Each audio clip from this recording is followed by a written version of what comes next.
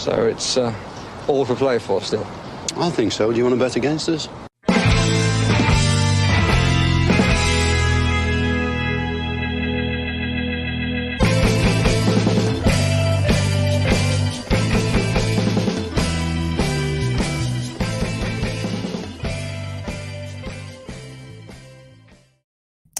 Good evening, everybody. Good night, even. And I hope you're all having a fantastic Wednesday, the 21st of September in the year of our Lord 2022.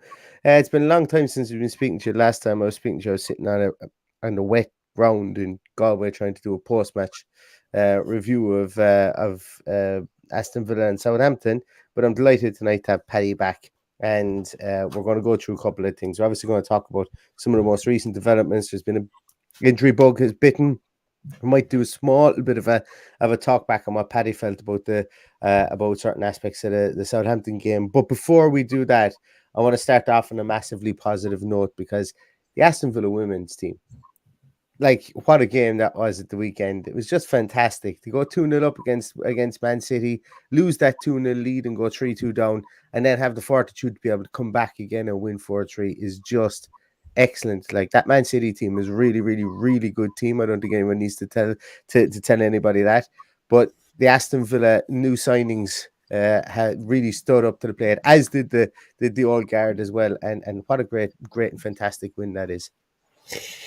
Yes, and my only gripe is that I missed the bloody thing. I was too busy to watch it. And for some reason, you can't play the women's games back on the Aston Villa app because I settled down to watch it last night and I couldn't. But got to see the highlights. I was a bit critical last year of our play in the final third. Some of those goals were amazing. Absolutely amazing. So, yeah, hats off to Carla Ward. She is definitely assembling a decent team there. And there's no reason why they can't push on and do a whole lot better this year. Absolutely. And I think one of the things that kind of struck me was the new recruits that have come in there, like Kenzie Daly, who came in, who's their new recruit, and then Rachel Daly coming from Houston Dash. I'm not going to sit here and say that I know a whole pile about the women's game. I'm not going to rewrite history and gaslight anybody with regards to that, but I do know that they're new additions to the team, and that when you see those new guys come in and hit the ground running in such a massively high profile game like that, well, you know, you have to have good outlook for the rest of the season as well. And winning at home, no matter who you beat at home, is a good win. And to beat a team of the caliber of Manchester City, exactly, and winning at home in front of 6,000 plus fans of Villa Park is amazing. We haven't had a great record at Villa Park. We lost the Blues there the last time out. Like, I've watched a lot of the women's game over the last 2 years because of lockdowns and not having anywhere to travel to or anything to do. Ironically, when I had something to do, I missed the game this weekend. But it's like, if you put Aston Villa shorts on 4-year-old kids and let them play in the park, I'll go and pay money to watch them because they're wearing Villa kits. That's just the way I am. So regardless of what your thoughts are on the women's game, I find it very enjoyable to watch. It's come on leaps and bounds. They're technically a million times better when you go back to the time of the Aztecs and even 5 years ago. The Bills and those. Yeah, all those people. So, look, we're on the up. We're a team on the up. We're a club on the up. Hopefully, they can push on and be well clear that they can challenge up near the top. Like, you can stay up in that division with 10 points, which is a bit of a disaster, but the fact that only one team goes down takes the pressure off, and maybe that'll change in time to come. Maybe there's scope there to make it a Super League of maybe 15 or 16 teams and make it that little bit more intense and have more games played. Yeah, and I think, look, it's little by little, because, you know, we know within the League of Ireland here, you know, all intentions can be great, and you can create a Premier League and a second division, so on, and so on. You know, you can create a structure for the teams, but we know only too well that, you know, it all relies on finance. And yes, teams are being financed. Aston Villa are hopefully going to get even more finance as the years go on. You know, United have had a big injection. Arsenal have always been there. Liverpool have been promoted in recent years as well. And obviously the traditional big teams there, like Chelsea, Man City, all those guys that have been have been up there. It's going to be all about financing going on. The best thing that could have happened to the Women's Super League is obviously what happened recently with England at international level as well. So 12 teams, I think, is probably the right number for it at the moment. But over time, the scope should be there to build this, as you know, if they're getting 6,000 in through the gates, even if they're only getting 6,000 in through the gates for 20% of the matches over the course of the season, that's a huge amount. Like even in the League of Ireland here, or in the men's game here in the League of Ireland, there are clubs that don't get 6,000 in through the gate. They might get 6,000 in through the gate cumulatively over the course of the whole year.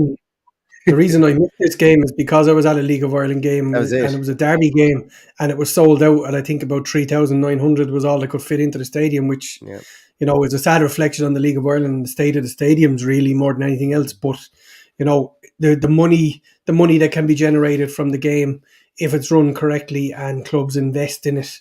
Because look, I think promoting the game from Premier League level up is important for women.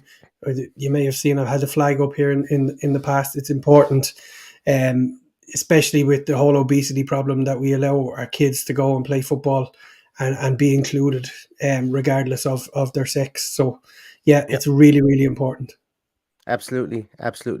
And long may it continue. And there is an Aston Villa Women's Supporters Club podcast out there as well that focuses on the women's game. We did toy with the idea of maybe doing a dedicated podcast, but look, I suppose it's important as well not to mansplain these things too, you know, and not to just jump on the bandwagon. And look, you know, we can't get access to a lot of the games, and we don't want to spoof it either. It doesn't deserve that. It's a spectacle in itself. So I have no problem pointing you guys in the direction of podcasts that will be able to cover it in more depth. And one I listened to was the Aston Villa Women's Supporters Club podcast. You'll be able to find it on Twitter. And also, I think the guys at Gather Around the Lamp they used to do a podcast as well with regards to the women's game. So, it deserves all our support, just like any other club or team that wear the Aston Villa badge. And coming to towards the men's team, Paddy. Men's team, obviously, last Friday night. We won't spend too much time on this because it's old news at this stage. Men's team on Friday night pulled out a 1-0 win against Southampton. For me, it's very much a case of doesn't matter how dull the goal is, it's still gold at the end of the day. You know, you can always try and polish it up at a later date, but for me, it was very much something that we found in the back of the cupboard when we were looking for it, and it's going to need a small bit of work as the weeks go on. But a win is a win, Paddy. What was your views in it, and when you were watching it? Well, I'll take you back a week earlier. I think I'm still very disappointed that we didn't get to play Leicester when they're at their lowest ebb. And let's face it, they are at their lowest ebb. We're not going to get Leicester in a worse position than that again this season. Mm-hmm. And we're not going to probably play them until the new year anyway. So it's just our luck. 7th of January, it's looking like, it's next available week. We will we'll just have to reserve judgment on that one.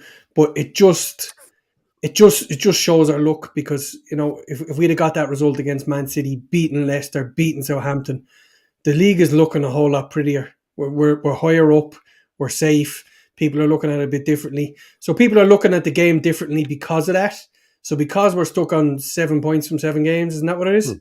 Yeah. So that's staying up form. That's what it is. That's all it is staying up form, a point a game. So from my point of view, did I enjoy the game?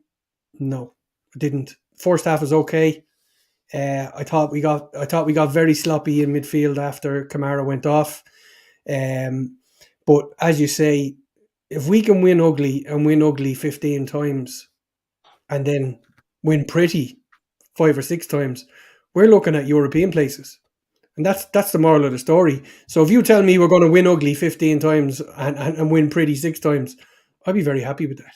Oh, 100%. And we can critique the style all we want, absolutely. And that is what we absolutely will do. But and I'm going to be really honest, you look at it, Brighton were dour at times last season, absolutely dour. And they were grinding out draws, and they were maybe sneaking a win here and there. You look at Brighton, I don't know, did they have something like 15 draws last season?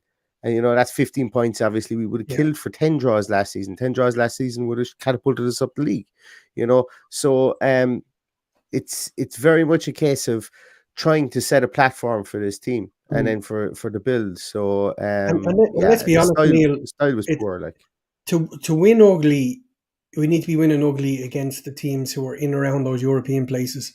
Not the likes of Southampton, not the likes of Everton, not the likes of Oh Bournemouth. no, I couldn't care less if So we win ugly I'm just against everyone. I'm just trying to look at it from other people's eyes, because other people are obviously pissed off at the performance. Look at it through And your you're own quite eyes. entitled to it. Yeah, so Look at it that's through what your I'm own doing. eyes. I'm playing through devil's advocate here. But look, it's John Steele says that Southampton performance is the worst I've ever seen. Villa performance was a close No, it's second. not the worst I've ever seen. Good God, no. I've seen worse. I have seen I've a seen lot worse, worse than that. Remy Absolutely. Gard, lads. Um, Remy Gard. That season was turgid. But no, I know what you mean. Look, and you know what the big point about the big thing that John said there was, I'm still worried at the end. And you absolutely have to be, because there's like, it's not like we're rehabilitating Steven Gerrard after winning a draw. That's absolutely not the case. He's still on a hot seat. He still needs to produce. I'm just happy that we're winning, that we're getting points when we're still in this area of uncertainty, I suppose, whether, you know, can he do it or can he not do it? Because I think you're not more, how would I put it? You're a lot more of a prospect, you know, if you have a basis of points there, then you are, because you start becoming Pulis territory. You know, if you're rock bottom and if you're anchored down there, you start becoming Big Sam territory then. So I think that if we can get some sort of bedrock, and if it still isn't working out, then, you know, you're a better prospect, I think, for teams. Yeah, I definitely think. And look, we're going to talk about another reason why we should be worried as well in a minute, I think. Absolutely. Because it's because it's definitely one of the things that should worry people, I think, in a way. And to be honest with you, while we blame tactics, we blame formations, we blame maybe not digging into the transfer market a small bit too much at times, or a small bit at times, should I say. I don't think we can put any blame on either of these two players' injuries down to anything other than just bad luck, I think. I know there will be people out there that will 100% blame, the coaching staff are putting too much pressure on them. No, this kind of stuff. That's fine. If you want to do that, bring me evidence. That's what I would say in that instance. It's not pressure that caused that injury. It was just a complete hyper extension of the knee in that situation where somebody is fully committed and they couldn't fully get there. So you're unfortunately, if he doesn't go for it, he's damned if he does and damned if he doesn't. He had to make some attempt to play the ball. And we're talking about Boubacar Kamara here, about Boubacar Kamara's knee injury, which hasn't been fully confirmed, the extent of it by the club, which is the worrying thing, Neil, because, you know, it's quite obvious that he must have been scanned at this stage. So what are we, 4 or 5 days on at this stage? You can be sure it was scanned Sunday or Monday. No official word on what it is. And then worryingly, we got the news yesterday that Luca. We'll get on to Luca Dean in a moment. Yeah. We'll get on to Luca Dean in a moment. But I'm just trying to think, Paddy. Remember towards the end of last season, didn't Villa do something similar? They never disclosed what happened to Luca Dean, and then it was presumed it was a dislocated shoulder, and they put up this big "Get well soon, Luca Dean" post on Twitter, and then he was back playing 2 weeks later. Do you remember that? It was an extraordinary situation, because like it was almost confirmed that it was a dislocated shoulder or a broken shoulder or something. I can't remember the exact thing for it, but like they were looking at maybe 12 weeks out, you know, end of season job. He was back playing 2 weeks later. I'm just wondering, are the club getting second opinions on it? Because Ben Dinery, whatever his name is, he analyzes injuries based off video or whatever it is, and he seems to think that it's an MCL injury. And when you look at it, MCL injuries could be anything from 8 days to 8 weeks. Now obviously if it's an ACL injury, it gets a bit longer. It gets, you know, we're talking months. So he seems to think that it's an MCL hyperextension. Now, I wonder if the club, while maybe it has been scanned, I wonder if the club are weighing up their options, whether they get it by whether they go the surgery route for it, or whether they go the natural healing route. And it's something that I think they should do, because you know, it's worth trying to figure out if he can come back, because MCLs you see it in the NFL an awful lot, and I always go back to that because it's a very high turnover injury game. You see it with running backs; they sprain their MCL or they hyperextend their knee like that, and some of them get surgery and they're out for the year, and then some of them don't, and they come back right as rain again within 6 weeks. You know, and it's miraculous stuff. You know, so I wonder if that's what the club are being slow about. Yeah, look, we're second guessing as well because we're being told what it is Yeah, by certain people, but nothing from the club. yeah, absolutely. So we don't know how bad it is. All we know is, as Pete Tandy is asking there, was Kamara going in international No, duty? Yes, he was. He was. He was called up, wasn't he? no, it wasn't. Himself and Dina were both left out. Dina was Were they? called up. To cover for the injury to Theo Hernandez, and then it was only once he was called up they found out he was injured. He was injured. Yeah, Okay, so there you go. yeah. So I like there's so much fake news going around the last few days. I've decided to tune out and stay out Yeah. of it till I hear There's something a lot of concrete. we were saying it beforehand, Paddy. There seems to be a lot of catastrophe porn in the last couple of days. That like people are catastrophizing and everything is so negative, and that's fine. And that's Yeah, fine. But we're seeing that stuff has been and you know what? yeah, It, it, it's it, been go, it goes back to what I debunked. just said. If we'd have drawn at Man City, beaten Leicester, beaten Southampton, and we're on a roll, we wouldn't have this catastrophe porn going on. Yeah, It would be a case of, God, we're doing well. Okay, a little bit worrying if we're going to be without Dean, Kamara, Carlos, Cash. God knows how long these are going to take, and that's what everyone's worry is. We're doing our yeah. best here to stay positive, but the moral The of the style the story is, style of play ain't too positive. We can definitely agree yeah. with that one. Well, the moral of the story is the backup. Has he got the backup to cover? He has a Swedish international to cover Luka Dean. He has Ashley Young, who, let's face it, has been brilliant since he came in for Matty Cash. But then our problem child since the championship is that central midfield role.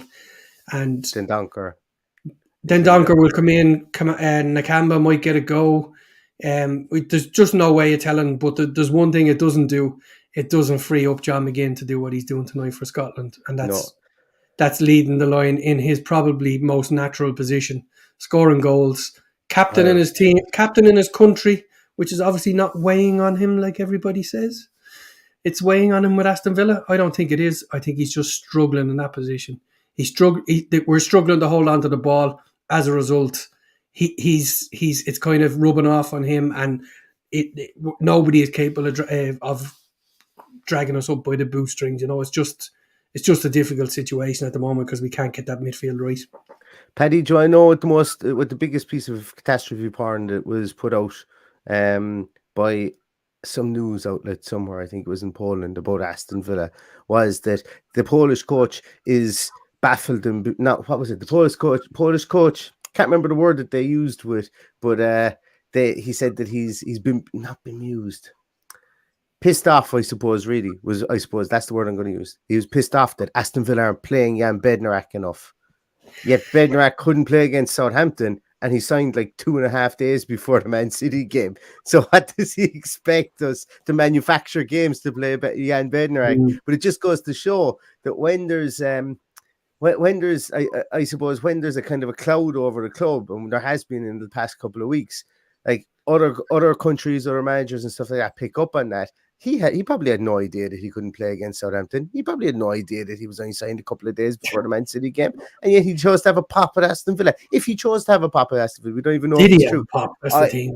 I thought it was absolutely hilarious to read that on Twitter today, and I just went, look, that's exactly what happens. That when you're down in the gutter, there's people going to piss on you as well, So all we can do is remember stuff like that when we're triumphantly charging up the league some way, somehow later on over the course of the season. But yeah, poor old justice for Bednarik. I'd like to thank Taiwan for. I don't think he was, guys. I'm going to Google it. I have a vague recollection of him being called up before the Southampton game.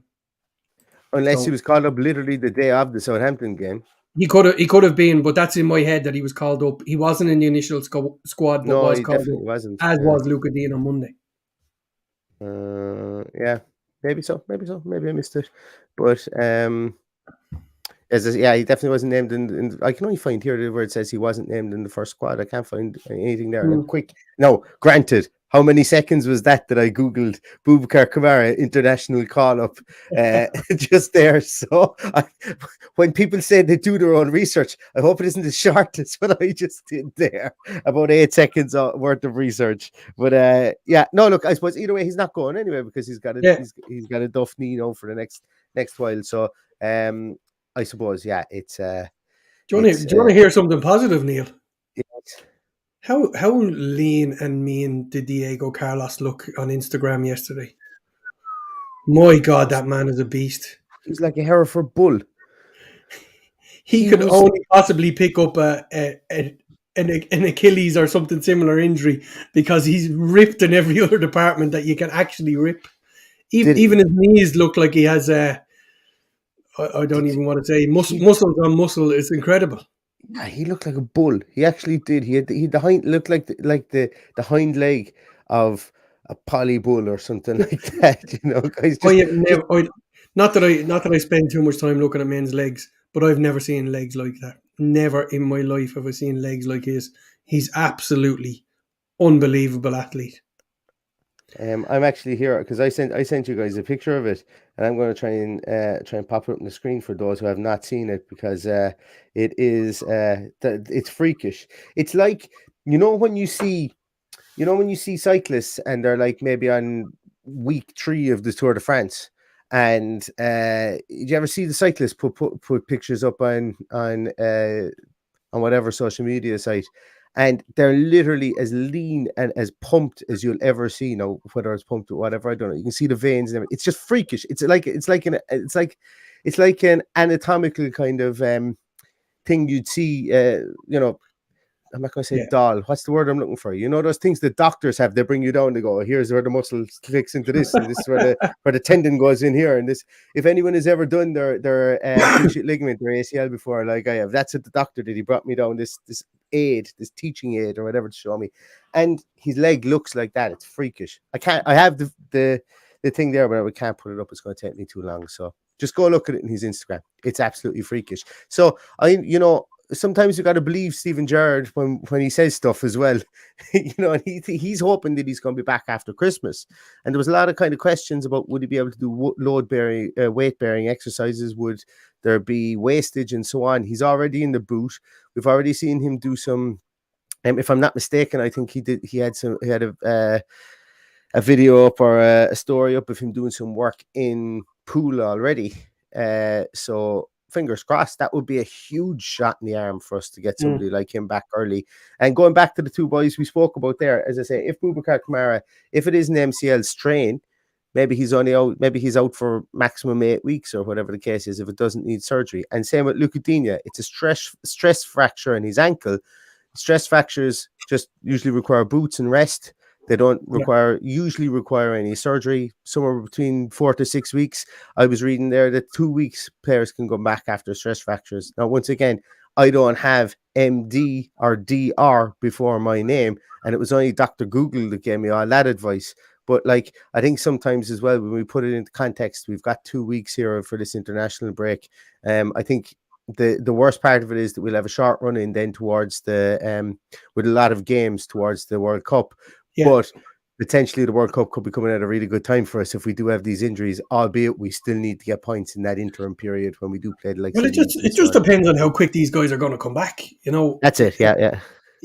When you look at who's out now, we're back to the bare bones of last season. That's what's getting me. With the exception of Philippe Coutinho, who's our new signing, but he was there last year. So it's worrying. It is, that midfield is worrying me. I'm not overly worried about our central defensive partnership. I think Konza did okay the other day. I think we'll get him back to what he was. I'm saying that in hope more than anything else. But look, he doesn't become a bad player overnight. There's a lot of pressure there. There's an awful lot of pressure to keep his place. So hopefully the few ricks that he has, he's over them and can push on. There's very, very few, apart from the pinball that was played at times in midfield, Ollie Watkins working hard. We huffed and puffed on Friday. We got the goal. That's all we needed. We got the win. We got the 3 points on the board. It's just unfortunate that the two big performances we have, we've lost Diego Carlos and now we've lost Boubacar Kamara in succession of our 2 wins. So where do we go from here? I don't know. They're going to be strange times to see what he does with that midfield. You look at Scotland play that 4-1, and John McGinn just flourishing in that position, and you're just everybody's crying out just to see him, just for a run of games. I was one of looking the for what positives. you call it there because John said he's going for a brace of points, and I was worrying how many is a brace of points, John? This is 2, isn't it? That's what I would have thought, but like. If I was going to the local, I might have more than 2. Anyway, I'd love to see John McGinn in that role for just a few games, just to see what he'd offer us. Would he get into that position where he's taking shots from inside the box for a change and scoring goals like he does for Scotland at will? He does. Now, don't get me wrong, the opposition isn't always as good as Ukraine, but good finish tonight in the end. So there you go. One of the things with McGinn this season, I think the Clark and Blue podcast had something up, or something. The Mail had something up that he's the most tackles in the final third of any midfielder for any Premier League team this season. Boubacar Kamara has something like the third most tackles in the defensive third, or there actually might even be the third most tackles of any midfielder, no matter where they are in the field. I think in general, season. In general, yeah. I refuse to go all in on McGinn. He's not having the best of times. People saying that the captaincy is weighing on him. I don't think it is. I just don't think we can get that midfield system correct with the correct personnel in there. And like we played well for Man City defensively. We did very, very well. How we go forward without Boubacar Kamara is the worrying thing. Not worried about Augustinsson coming in. I think he'll be okay. I think he'll grow into it as well. And it will be no harm for him to get a brace of Premier League games, or how many that is. So look, we'll reserve judgment on everything else, but the middle of the park again is our problem child, because I think we stopped short of buying another. I think we needed one more in there. I think that Donker is going to prove an able deputy. I'm sure he will. And I've been a fan of Den Donker. Watching Den Donker, like even that game I went to last year against Wolves, he was excellent. When once they got into their stride, he was absolutely excellent. What worries me is when they're not in their stride, he goes missing. So let him prove me wrong when we step out the next day against Leeds, because that's going to be a tough game. That's going to be not as tough as Bielsa ball, but it's going to be a tough game. Paddy, I'm going to mention about the French elephant in the room here now. Freddie Guilbert. Do you think he gets on the bench anytime soon for Aston Villa? I think he's just been kept there in reserve, and it would probably take an injury to Ashley Young at this point to get him into the squad. I don't know what he does at right back. If Ashley Young did pick up an injury without him in the squad, maybe he plays Konza or Chambers there. I don't know. But we definitely have no other attacking fullback to call on. Not that I'm calling Ashley Young an attacking fullback. He's a lot more reserved than Matty Cash is. So Freddie Gilbert has also played at left back. Might he be the one that gets the nod to sit in there if either of those guys? Who's also played at left back, Paddy? John McGinn. Do you remember that game? John McGinn playing at left back? Yeah. That was in the Championship, wasn't it? Was it Bruce played him at left back? Was it? Or was it Dean Smith? I can't remember. Yeah. Leighton said he's not even made the squad list. He has actually made the squad list. Yeah, as I say, there's a lot been going around over the last 2 weeks. There's really just a lot of fake news, and that's there's a lot of untrue things going around recently. I backed off on social media because I'm listening to a lot of rubbish talk. So, mind you, people tune in here to listen to us talk rubbish, so I can't really complain. We talk rubbish with a smile on our face, Paddy. That's what we do. Yeah, it's a lot better than doing it with a scowl, anyway. Exactly. Actually, Paddy, it's an interesting one there. You know, I've seen it. Somebody asked there, is Augustinsson? Simon asked, is Augustinsson like for like swap with Digne? Augustinsson is an attacking left back, but I don't think outside of the top 6 that you're going to find a more attacking left back than Luca Digne has been since Steven Gerrard came in. Augustinsson he's going to want to go forward, but I think the blessing in disguise for Luca Digne being injured, although I don't want him to be injured, that's not what I'm saying, is that we've been crying out for our fullbacks to stay a bit deeper. Ashley Young stayed deeper in the last game against Southampton. Luke Dean actually stayed a bit deeper as well. He wasn't as far forward. He wasn't the highest player on that left-hand side. Coutinho was further forward than him. And you could see that Coutinho had a small bit more space. He played a bit better. For Southampton. Actually, I think that's probably been his best performance since take out City the last day of the season. I think it's been his best performance since the last Southampton game for Aston Villa. So, Dino was curtailed backwards a small bit. I think we'd see Augustinsson curtailed backwards a small bit more. Maybe we become more, maybe by default and by mistake, we become more compact at the back four. Maybe then Donker comes in. Maybe he starts playing the Donker, Luis McGinn inside there with Jacob Ramsey, maybe a small bit further forward. I don't know.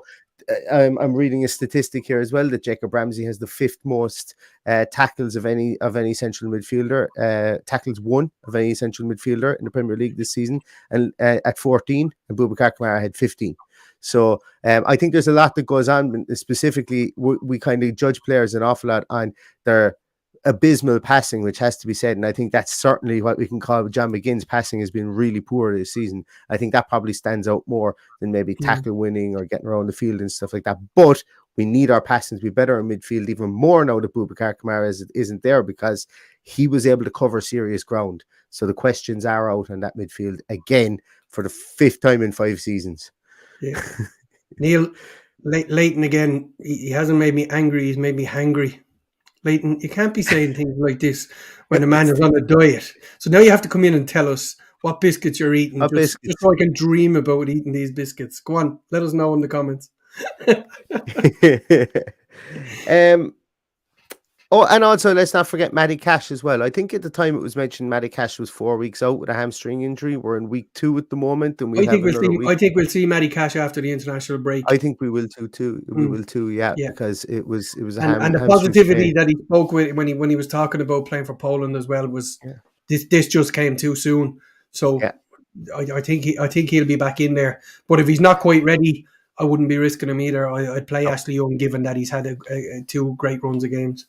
And I wouldn't be surprised, and this might sound bonkers, but I wouldn't be surprised to see Ashley Young just shift over to the left-hand side. Yeah, I am saying that. This is Neil. I have not been kidnapped. This is not a hostage video. Okay, but I'm thinking that potentially, it gives the option then to have maybe Ashley Young goes to the bench and can cover both sides. Who knows? But look, did we sign Augustinsson or sign him on loan? Loan with an option to buy. Well, then play him. I think we do as well. Yeah, what's the point in having a Swedish international fullback on the team and not playing him? I know Sweden are not. I know they're not world beaters, but look, let's go and play the player. If he's going to be our player, play him. I don't get how would that feel for a guy to be dislodged by 37-year-old Ashley Young playing? I was just googling to see. Yeah, he's 9 years younger than Ashley Young. He's 38 now, is he? He's 38 now, actually. No. He's July. He's born July 85. Okay. I'm April 85.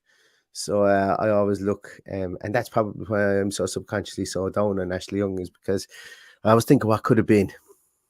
I could still be playing. If it wasn't for those pesky kids and their naggins of vodka, I could still be playing. I don't think you would have looked after your body quite as good as you got in there. I didn't Friday night or Saturday night. There you go. Exactly. Look, I think, guys, that's actually going to do it. There isn't too much to talk about. What we might do is, we will come back over the weekend, maybe just after the weekend to, obviously if anything breaks, we'll jump on. But we might come back. Oh, watch, Gareth Brooks is in as well. This man was hot stepping it out and line dancing at Gareth Brooks last weekend. Garth Brooks. One of our regular listeners made me a bet today that he would donate 50 quid to the Aston Villa Foundation if I wore my Garth Brooks hat today. So there you go. I was waiting for somebody to chat in there to say that's the cowboy hat that Stephen Gerrard should be wearing or something like that. I don't know. I was expecting somebody to make a joke about cowboys anyway in the thing there. Just before we go, actually, because Tuan, you actually asked this question to me on the team sheet tantrum and on the post match, and I only saw it afterwards because I was doing it on my phone. But just before we go, Paddy, can we talk about Cameron Archer? Wasn't even in the squad list for Southampton. Is he injured or just been sacrificed because Gerrard is scared of losing? I thought this is the best game for him to play in. I don't know, is he injured, but he wasn't included in the under-21 squad either. I think he had a knock. I think he did have a knock, and that's why he didn't play. I'm open to correction, but I vaguely remember when the team was announced, one of the journalist, not one of the fake news guys, had said that Cameron Archer had a knock. So I was more disappointed that it wasn't our proper striker up front. But anyway, there you go. Against his old team, he was nailed on to score goals. Yeah, yeah. Anyway, yeah, as I said, no, Cameron Archer isn't like there's no bomb squad or anything there for Cameron Archer. I think the fact that he wasn't named in the England under 21 squad either probably goes to say that maybe there was just some sort of fitness concern for him, or something along those lines. But nothing too serious from that point of view. Maybe we might see him called up mid-international duty for the England squad if he proves his fitness, or if there is any knocks within the team as well. I think that will tell us a small bit more. But guys, as always, thank you so much. Absolutely, really, thank you for joining us tonight. As I say, we will be back if anything breaks over the next couple of days. We'll be back with an international roundup after the Europa League or the Nations League games after the course of the weekend. I myself, the most important game that I can in football I will be watching this weekend will be on Friday night. Ireland under 21s versus Israel under 21s, and I think it's going to be an absolute banger of a game. So that's the only game of football I want to watch this weekend. So after that we will talk about anything Aston Villa or anything maybe we'll get the speak pipe open for the middle of next week maybe and take some questions. God, yeah, nobody left anything on speak pipe. Do you know what? Let's do that. Give us where am I going to? Where's my speak pipe? Guys, if you want to talk about anything to do with Aston Villa, load up the voicemails. Anybody and everybody can leave a voicemail on speakpipe.com for the Love of Paul McGrath pod. We will do a podcast with your voicemails, because I meant to say that after the last game, didn't get any in. I'd love to get those questions that way, because sometimes the comments can be either I'll misconstrue them because of my 4-year-old reading capabilities, or maybe I might misread them. So can't really misread a voicemail. So get sending those in, and we will do a voicemail pod. And hopefully we won't be talking about any more injuries from the international duty. Fingers crossed. Exactly. Fingers crossed. All right, so guys and gals, we will leave you, and we will, as always, love you and thank you so much for your time tonight. Stay safe, stay healthy, and all that's left to say is up the Villa. Up the Villa.